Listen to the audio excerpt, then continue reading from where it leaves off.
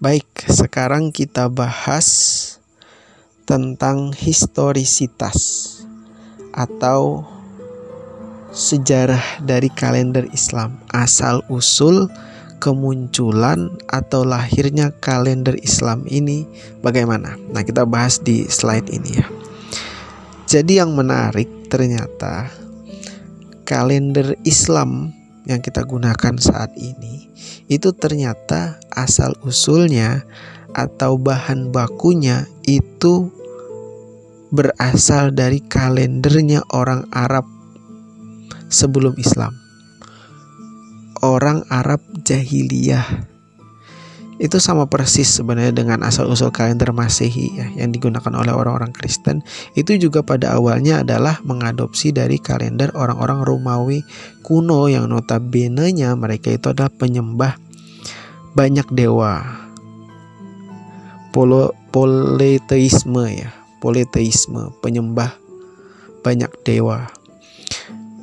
Nah, kalender Islam juga ternyata bahan bakunya asalnya itu dari kalendernya orang Arab jahiliyah yang juga notabene-nya menyembah berhala. Ternyata kalender kita ini mengadopsi dari kalendernya orang Arab jahiliyah.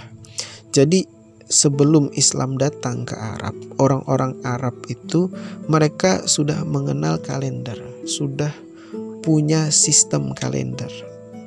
Dan kalender mereka itu mengacu pada sistem kalender lunisolar ya. Di awal-awal pertemuan kita sudah bahas tentang klasifikasi kalender ya. Ada yang namanya kalender lunisolar.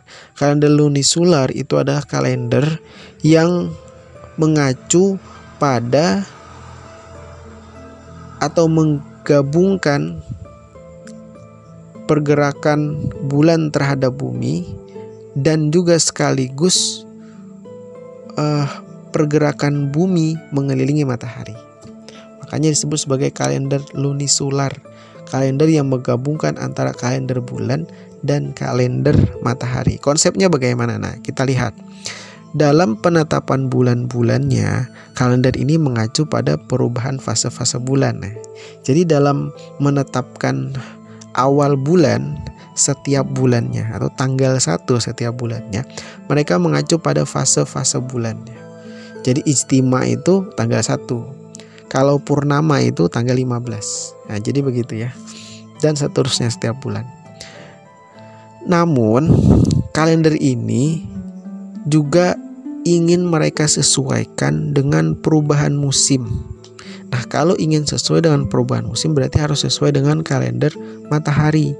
Bagaimana untuk mencinkronkan kalender bulan dengan kalender matahari yang tadi kita sudah bahas, perbedaannya itu 11 hari, maka dalam setiap tahun ya 11 hari bedanya, maka mereka menambahkan bulan ke-13 pada tahun Kabisan. Jadi kurang lebih 3 tahun sekali mereka tambahkan bulan ke-13. Normalnya biasanya 12 bulan. Setiap bulan itu dia mengacu pada fase-fase bulan. Tapi nanti agar sesuai dengan musim-musim, maka mereka harus mengacu dengan kalender Masehi. Caranya bagaimana? Maka setiap 3 tahun sekali, kurang lebih 3 tahun sekali, mereka masukkan bulan ke-13. Jadi ada istilah bulan ke-13. Untuk apa? Untuk menyesuaikan tadi kalender yang mereka gunakan sebelumnya ada kalender bulan, selisihnya 11 hari dengan kalender matahari, maka pada tahun ketiga, setiap tahun ketiga mereka tambahkan bulan ke-13. Makanya kan nanti sesuai dengan kalender matahari. Jadi itu konsep kalender bulan matahari yang digunakan oleh orang-orang Arab pra-Islam. Jadi itu tadi, setiap bulannya berumur 29 atau 30 hari dengan total hari dalam satu tahunnya berjumlah 354 hari. Sedangkan kalender matahari 365, 11 hari bedanya. Maka pada setiap tahun ketiga ditambah 1 bulan lagi. Nah, makanya nanti kalender mereka sesuai dengan kalender matahari. Jadi sisipan bulan ini, bulan ke-13 tadi, dalam astronomi disebut sebagai interkalasi ya, atau oleh orang-orang Arab mereka sebut sebagai bulan An-Nasi ya, bulan ke-13, bulan An-Nasi. Dan bulan ke-13 ini kerap mereka gunakan untuk upacara penyembahan berhala. Jadi juga sekaligus mereka pesta-pesta mabuk-mabukan dan juga melegalkan perang pada bulan Muharram. Bulan Muharram menurut mereka adalah bulan yang suci, tidak boleh berperang, tapi karena ingin melakukan aksi perang, akhirnya mereka tambahkan bulan ke-13 itu untuk menghalalkan adanya perang. Nah, jadi itu ya konsep kalender orang-orang Arab. Tapi itu justru nanti menjadi cikal bakal kalender Islam. Jadi Islam justru mengadopsi dari sistem kalendernya orang Arab pra-Islam. Nah, sekarang kita lihat nama-nama bulan kalender yang digunakan oleh orang-orang Arab pra-Islam itu. Jadi nama-nama bulan mereka itu disesuaikan dengan musim dan keadaan tertentu bangsa Arab. Karena meskipun kalender ini berbasis bulan yang tidak sesuai dengan musim, tapi kan mereka menyesuaikan dengan musim. Dengan cara apa? Menambah satu bulan setiap 3 tahun sekali, sehingga nanti berkesesuaian dengan musim. Sehingga mereka menamai nama-nama bulan mereka itu. Jadi ada 12 bulan itu mereka menamai sesuai dengan musim-musim tertentu atau keadaan-keadaan tertentu pada yang terjadi pada masa mereka. Contohnya ya, bulan pertama mereka sebut sebagai bulan Muharram. Nah, karena Muharram ini artinya bulan yang diharamkan untuk berperang. Kemudian bulan kedua Sofar. Sofar ini kan dari bahasa Arab yang artinya kan menguning. Kenapa?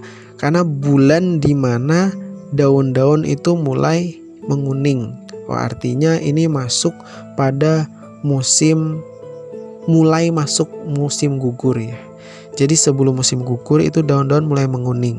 Nah, itu sebenarnya mulai masuk terjadi musim gugur, maka mereka sebut sebagai bulan Sofar. Kemudian Robe ini bulan gugur, bulan terjadinya musim gugur yang sebenarnya. Kalau yang tadi masih menguning, kalau bulan Robi ini jadi benar-benar terjadi musim gugur pada bulan itu. Maka mereka namai sebagai Robiul Awal dan Robiul Tsani.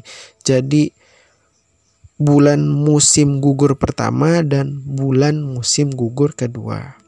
Nah, selanjutnya setelah musim gugur kan biasanya terjadi musim dingin. Nah, oleh orang Arab bulan kelima dan bulan keenam mereka sebut sebagai Jumad. Jumad itu kan dari bahasa Arab yang artinya dingin atau beku. Mereka namai bulan itu sebagai Jumadil Awal dan Jumadil Tsani atau Jumadil Akhir, karena biasanya bulan-bulan itu terjadi musim dingin. Nah, kemudian setelah itu bulan selanjutnya mereka namanya sebagai bulan Rajab. Rajab itu artinya mencair ya. Karena pada bulan ini mulai masuk atau mulai terjadi musim panas ya. Jadi matahari sudah mulai muncul sehingga salju-saljunya itu mulai mencair. Maka mereka sebut sebagai bulan Rajab. Kemudian Sya'ban. Nah, Sya'ban ini bulan yang diambil dari lembah Syi'ab ya. Artinya pada bulan itu mereka mulai melakukan ini ya, bercocok tanam. Jadi mereka mulai datang ke lembah itu untuk melakukan bercocok tanam. Kenapa? Karena sudah mulai saljunya sudah mulai meleleh dan lembah itu bisa mereka tanami. Maka mereka sebut bulan itu sebagai bulan Sya'ban karena mereka mulai melakukan pertanian di lembah Syi'ab.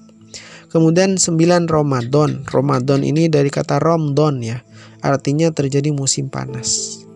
Nah, jadi setiap bulan Ramadan di Arab pada saat itu pasti bulan terjadi musim panas. Kemudian Syawal. Syawal ini artinya puncaknya musim panas, jadi semakin panas. Dzulqa'dah. Nah, ini masih bulan masih bulan kemarau. Karena Dzulqa'dah ini artinya duduk ya. Dzulqa'dah itu artinya duduk-duduk. Bulan dimana orang-orang Arab itu lebih senang mereka itu duduk-duduk atau berdiam diri di rumah karena harinya sangat panas. Nah, kemudian Dzulhijjah. Dzulhijjah ini adalah bulan setiap kali mereka melakukan haji. Jadi setiap bulan Dzulhijjah. Dan yang terakhir adalah bulan An-Nasi, bulan tambahan yang biasanya digunakan oleh orang-orang Arab untuk berperang, untuk berjudi, untuk pesta-pestaan. Dan ini biasanya bulan ini hanya ada setiap kurang lebih 3 tahun sekali, bulan An-Nasi. Nah, bulan-bulan ini yang kemudian diadopsi oleh orang-orang Islam pada saat ini, ya kan. Itu sebenarnya nama-namanya berasal dari nama-nama kalendernya orang Arab pra-Islam, dan ini menyesuaikan dengan musim-musim atau keadaan tertentu yang terjadi pada keadaan mereka.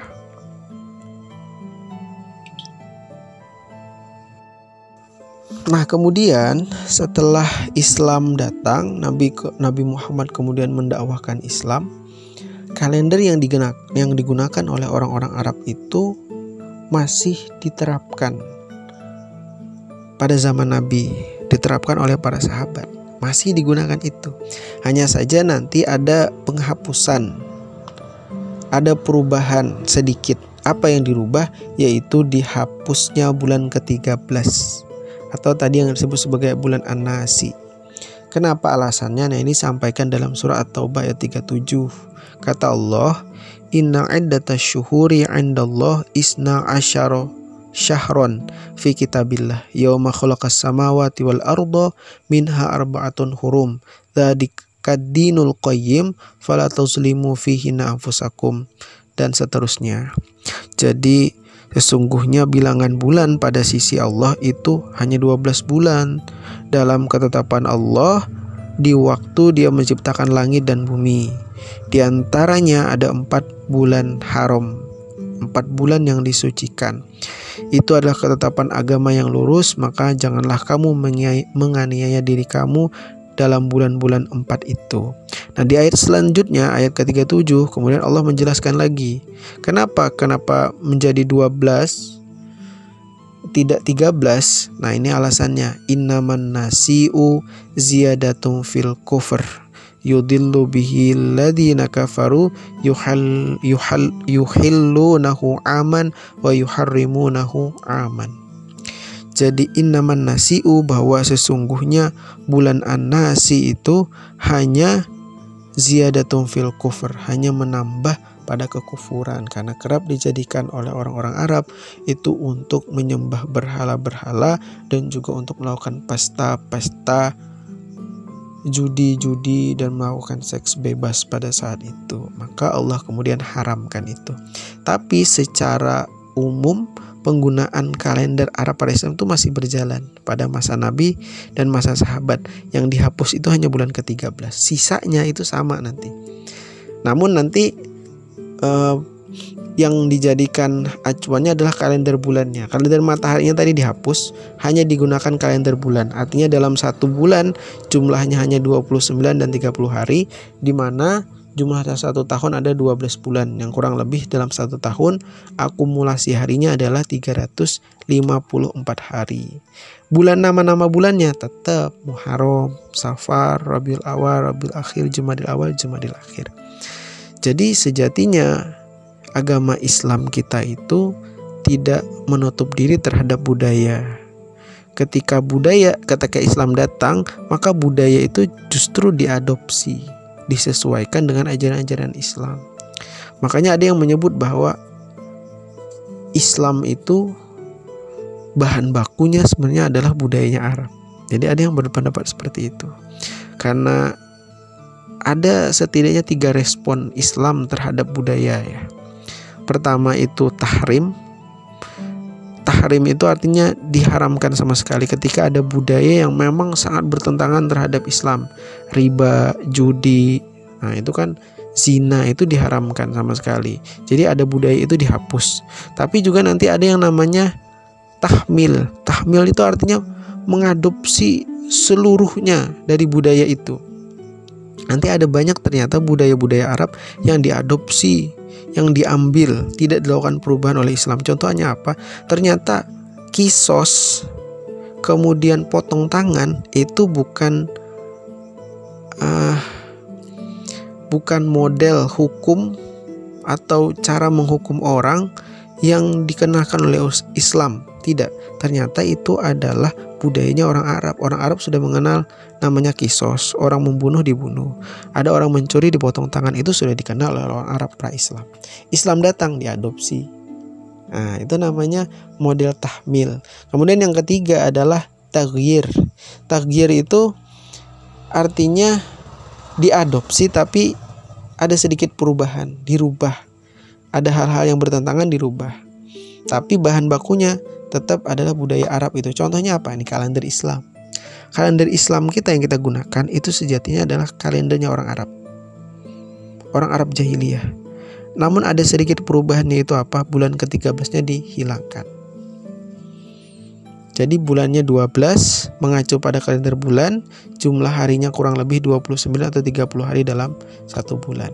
Seluruhnya sama, nama-nama bulannya sama, masih yang digunakan oleh orang-orang Arab. Walaupun nanti pada konsepnya kalender bulan itu tidak sesuai dengan musim. Ya, kalender bulan itu tidak sesuai dengan musim. Maka Ramadan itu bisa terjadi pada musim panas, musim hujan. Padahal Ramadan itu artinya musim panas. Kenapa? Karena pada awalnya memang kalender mereka, kalender orang-orang Arab itu sesuai dengan musim. Ya, jadi begitu ya. Itu sedikit terkait tentang sejarah kalender Islam.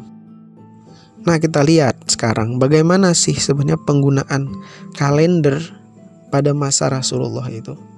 Kalendernya itu masih tadi ya, kalender yang digunakan oleh orang Arab, tapi bedanya ada sedikit perubahan, yaitu dihilangkannya, dihapuskannya bulan ke-13. Bagaimana penggunaan kalender pada masa Rasulullah? Nah, kita lihat. Pada masa Rasulullah belum tersusun secara resmi konsep kalender Islam. Jadi belum ada istilah kalender Islam ya. Kalender Hijriah itu belum ada, karena Nabi sendiri saja belum hijrah. Tapi sistem kalender itu diterapkan, tapi tidak secara resmi. Ini kalender Islam loh, bukan. Masih kalender Arab, hanya saja yang dihapus itu adalah bulan ke-13. Namanya belum kalender Islam, belum dikenal istilah kalender Hijriah, karena Nabi saja belum hijrah. Kemudian dalam penentuan bulan-bulannya, Rasulullah mengacu pada siklus pergerakan bulan atau fase-fase bulan. Jadi nanti sistem mataharinya tadi dihapus.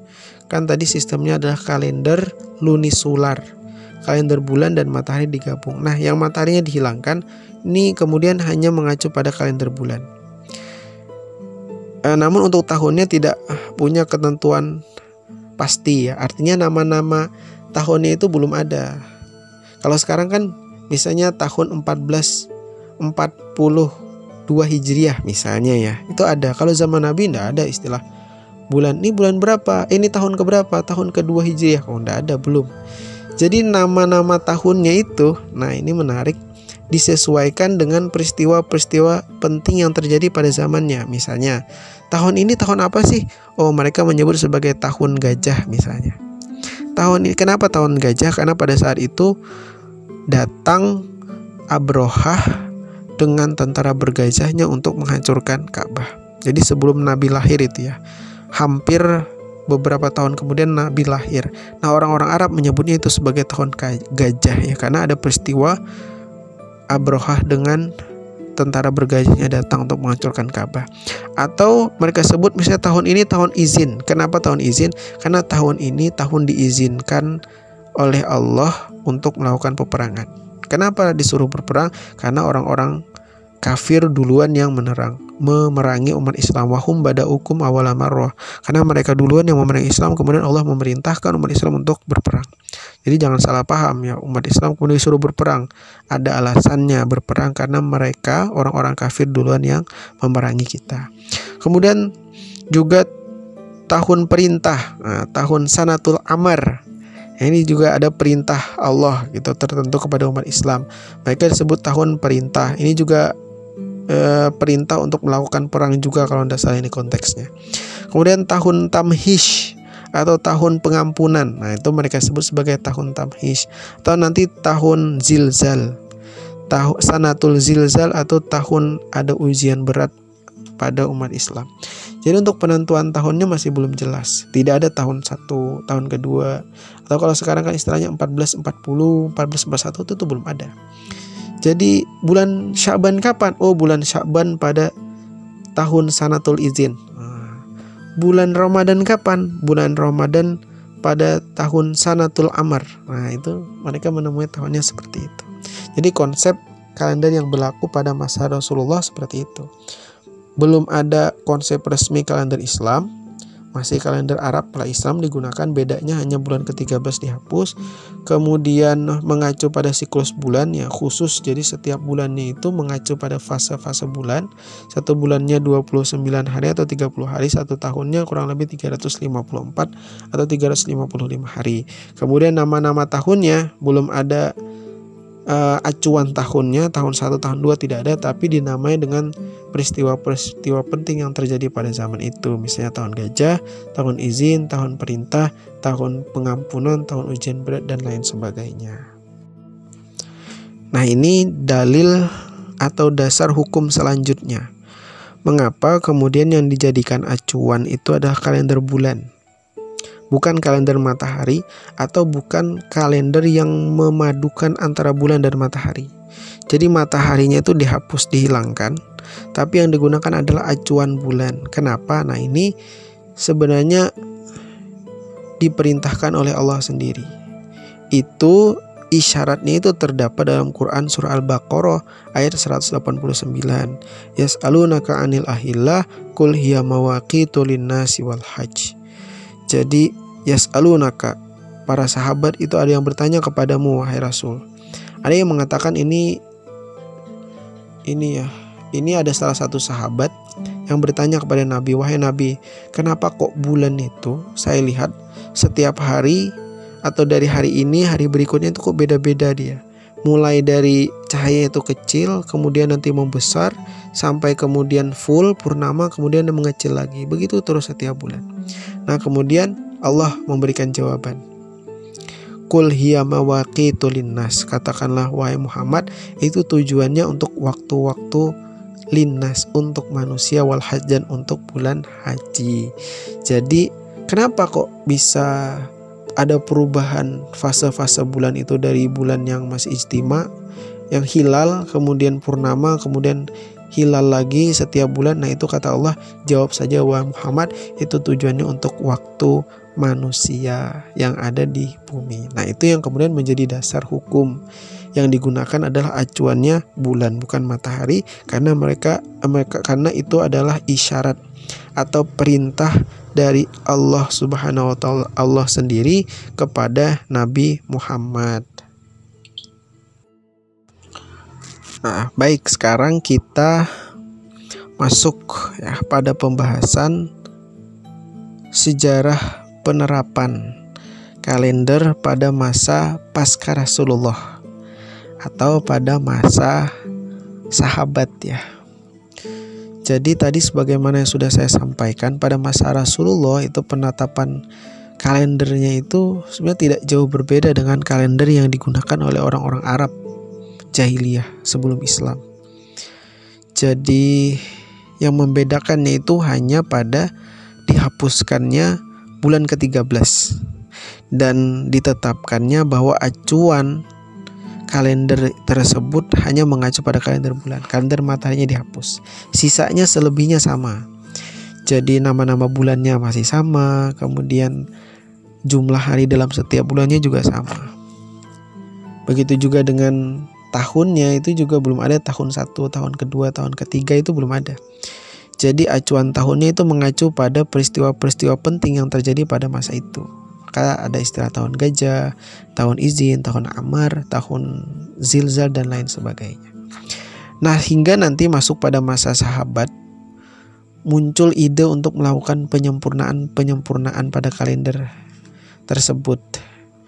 Jadi mereka melihat pada kalender Masehi itu jelas acuan tahunnya. Jadi ada tahun pertama itu menjadi acuan di mana Nabi Isa itu lahir kan. Acuannya itu tahun pertama itu ketika Nabi Isa lahir.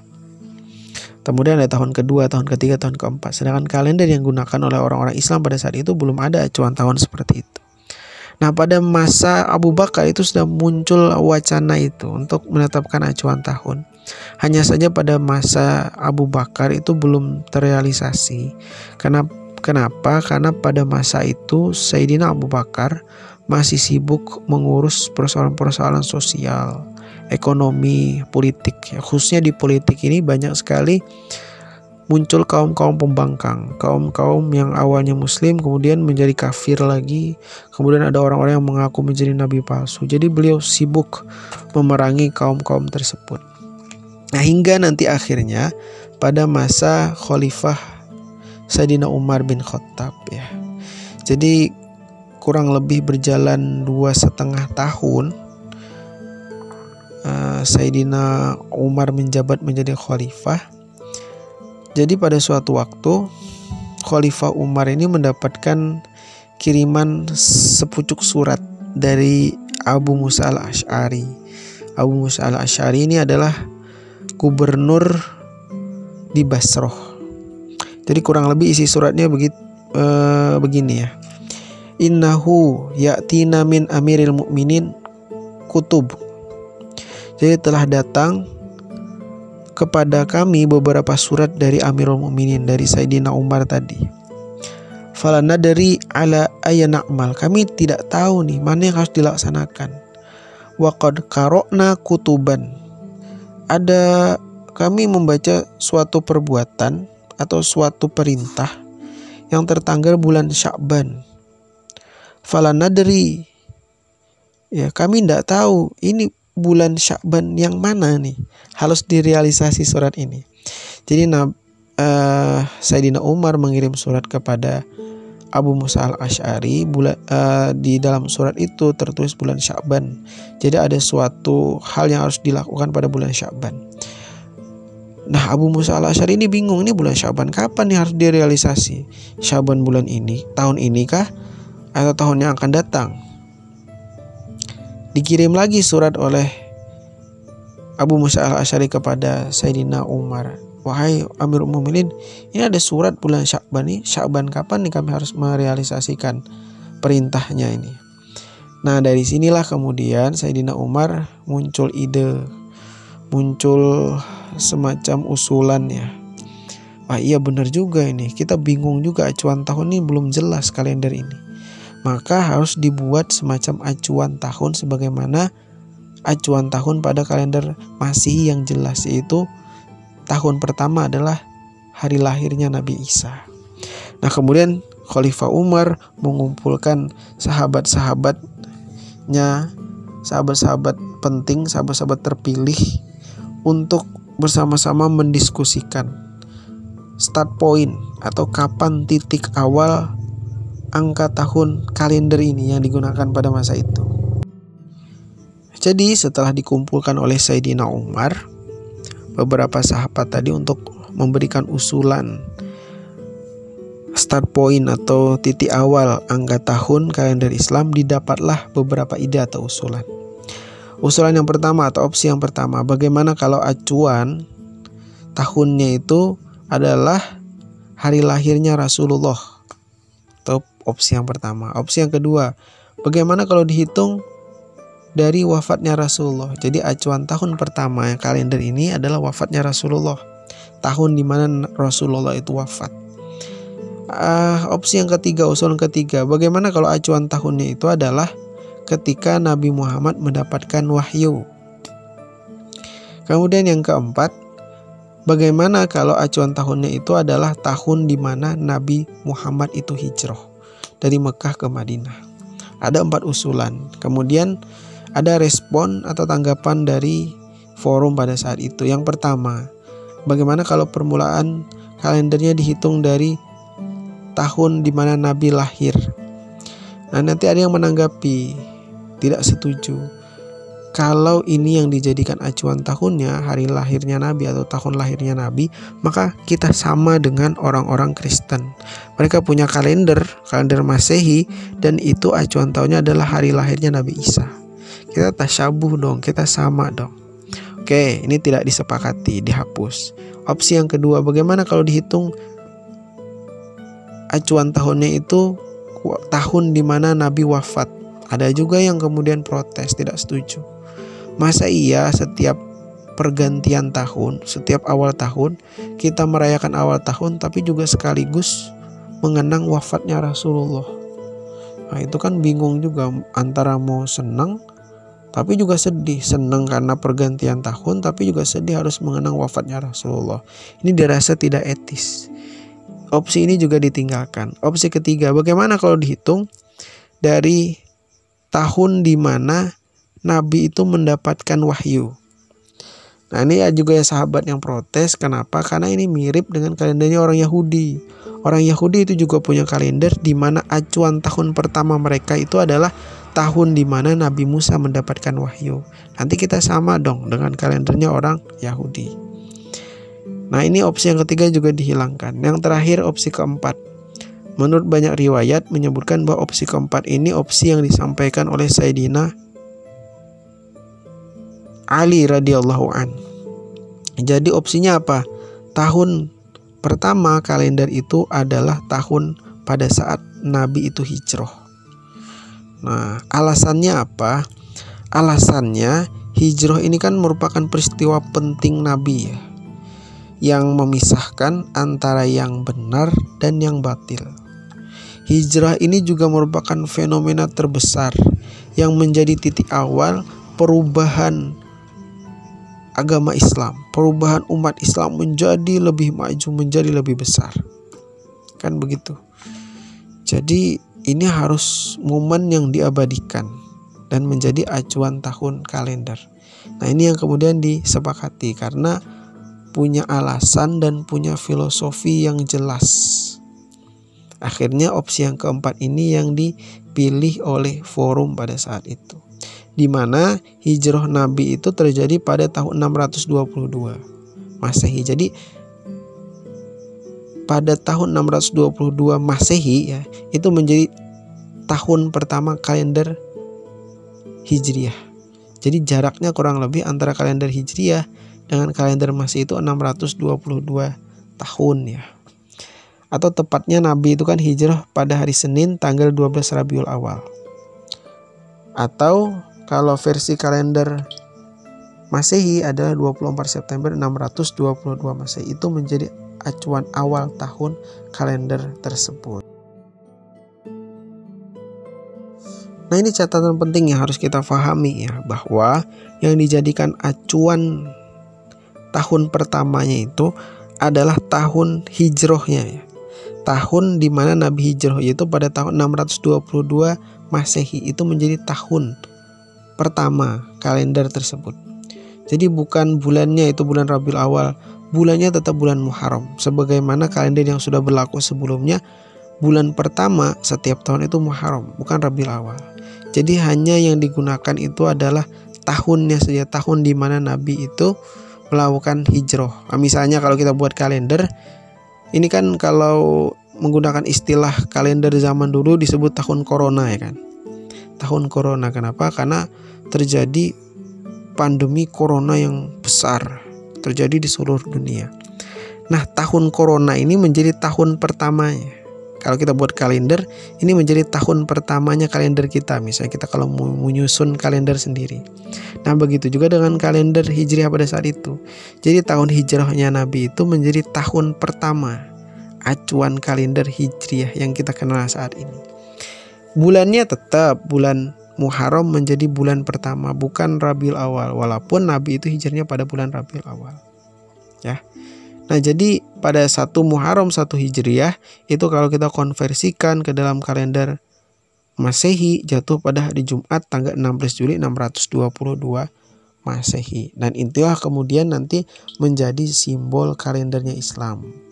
Jadi perubahan yang dilakukan Sayyidina Umar itu hanya satu sebenarnya. Dan itu kemudian menjadi simbolnya kalender Islam. Satu apa? Acuan tahunnya adalah tahun di mana Nabi hijrah. Padahal sebenarnya secara umum, secara keseluruhan, kalender itu sebenarnya kalender yang dipraktikkan oleh orang-orang Arab, yang diterapkan oleh orang-orang Arab jauh sebelum Islam. Nama-nama bulannya masih diadopsi, jumlah hari dalam satu bulannya 29 30 hari masih diadopsi. Yang membedakan apa? Ada acuan tahun yang jelas, yaitu tahun pertama, tahun 1 Hijriah itu ada tahun di mana Nabi hijrah. Berarti kalau saat ini misalnya 1442 ya, berarti kurang lebih 1442 tahun Nabi itu sudah hijrah. Nah itu misalnya. Atau misalnya 1441 tahun ini, oh berarti Nabi itu sudah hijrah 1441 tahun yang lalu. Dan itu dijadikan sebagai acuan tahunnya. Kenapa? Karena tadi peristiwa hijrah itu adalah peristiwa besar, momen yang besar yang harus diabadikan. Nah, jadi itu ya sedikit tentang gambaran kalender Islam atau kalender Hijriah yang merupakan simbol umat Islam. Setidaknya kita tahu sedikit. Insya Allah nanti selanjutnya kita akan bahas lebih mendalam bagaimana perhitungannya, bagaimana penentuan awal-awal bulannya. Kita lanjutkan di pertemuan selanjutnya. Sekian dulu untuk tema kita, pertemuan kita hari ini. Semoga ada manfaatnya. Assalamualaikum warahmatullahi wabarakatuh.